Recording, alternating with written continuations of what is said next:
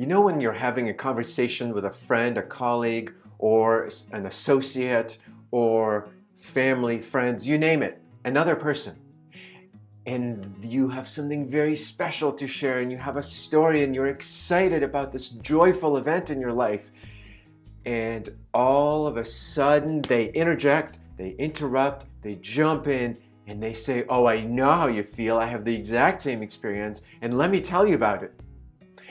You know those times? My name is Schwartzman, and I believe that we always try and connect to other people. That's our craving. That is one of the ways we're programmed to continue and maintain relationships with other human beings, whether they're personal or business relationships. We want to connect, but that is not a good example of how we connect or how we ought to connect. The problem is we are listening to another person with the intent to say something in response. Without thinking, we are jumping in.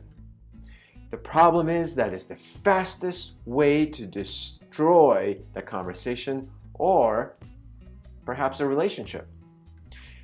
So when you think about relationships, we think about connection. Again, whether that's a personal relationship or a business relationship. We want to connect to another human being. So when I think about connection, there are two ways that those conversations often happen.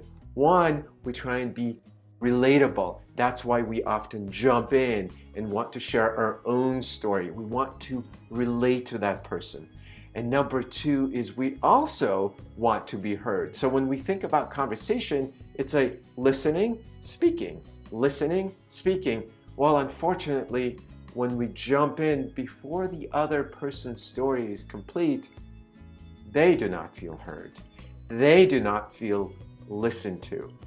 Now, think about your own experience. Oh, he's not listening, she's not listening, they're not listening. Well, that is how it feels to other people. So again, listening comes first. But here's an important thing. Listening is something that requires training. It's a muscle. It's a listening muscle. And in our world of distractions, in our world of fast pace, we often are distracted. So we filter things out. We don't have the muscle for listening. We simply don't have the capacity to receive information. So remember, human relationships are vital. They're vital to your personal relationships and they're vital to your business relationships because that's how we function. We function in the world of relationships and relating to other human beings. That's what makes the world turn. So when we think about training our muscle, our listening muscle, there's one thing we can do. One thing, and that is remind ourselves on a daily, on an hourly, on almost a minute basis. And the simplest way to do that is Post-it notes. Post-it notes work. Take a tiny note and write the word listen and post it in various places. At your work desk, around your house. Think about brushing your teeth and you have your little tiny word that says listen.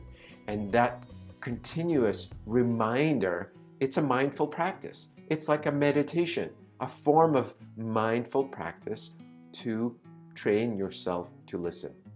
So listen well, and thanks for joining me today, and I look forward to seeing you next time.